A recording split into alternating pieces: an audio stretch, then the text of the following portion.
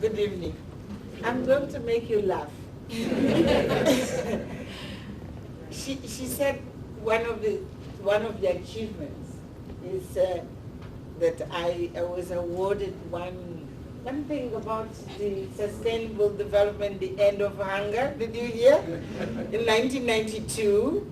And in 2010, we have much more people hungry than that time. So can you consider this an achievement, really?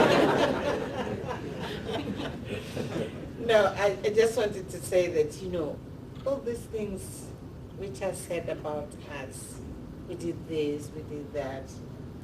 At the end of the day, it is just a simple opportunity to contribute, to do something, but you can really consider them achievements. I don't take it that way. In any of the areas where I was involved, it looks like things are getting worse. So I think next time it's better just to say, I'm president of FDC because it's true, I'm still there. And that I'm a social activist, it is true, I'm still there. And all the rest, nothing. Now let me come to the reason why I'm here. I really felt it was extremely important for me to join you tonight. And it is for very selfish reasons.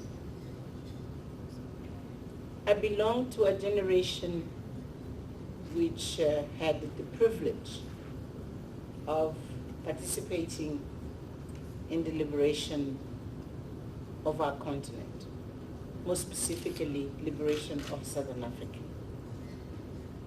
And that maybe you can say is an achievement, by the way.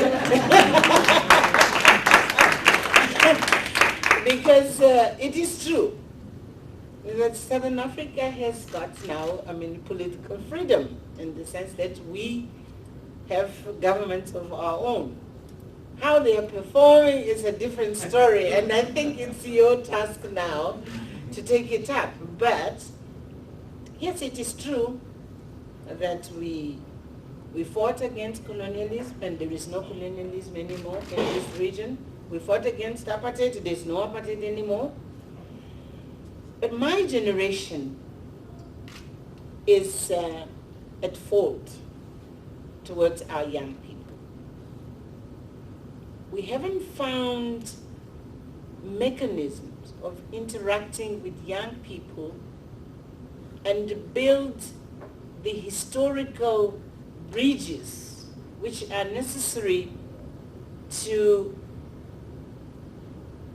allow young people to get deep into the knowledge of how we came to where we are. We have not done this in an organized and structured way. We are getting old. We are a species in extinction. Some of us are already gone, and they took with them a huge wealth of knowledge and experience which they never had an opportunity to share. And I have been concerned with this. I've been concerned because I feel that it's an indictment against us. You have the right to say, why are you doing this to us? So I felt coming and join you tonight, it's a very small fraction of paying my debt. That's why I said it is a very selfish reason. I'm paying a small fraction of the debt I have towards young people of my region in terms of just trying to share. Neville said we had a meeting in Maputo.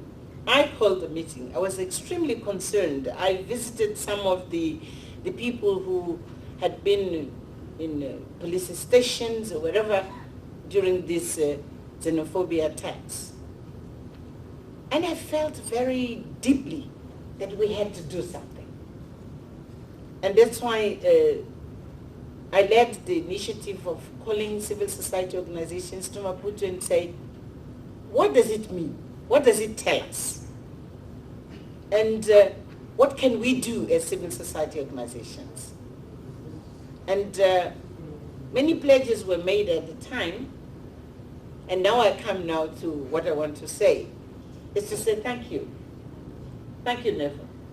Because really, Southern Africa Trust is one, if not only the one organization which was very consistent in terms of follow-up to the meeting in Maputo, to the recommendations which were made, to say we have to find ways of linking people to make them understand and feel, not only to understand, but to feel that they are one, and they have not only a common history, but they have a common destiny.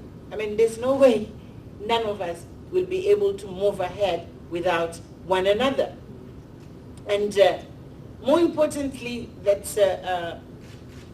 Southern Africa followed very strictly the principle of particularly, we said everybody, but particularly with young people.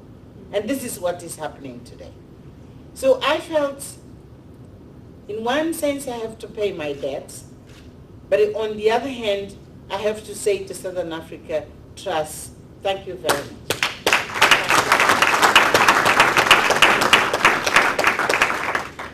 Now, I do not know how to make speeches really, so there's no keynote address here. I just want to share some reflections with you. What was the message which came clearly, which came across during those xenophobia attacks? What people were telling us? In my opinion, I think the first message was, our people do not have a deep knowledge and understanding of who we are as Southern African people. We, the people in this region. They don't understand.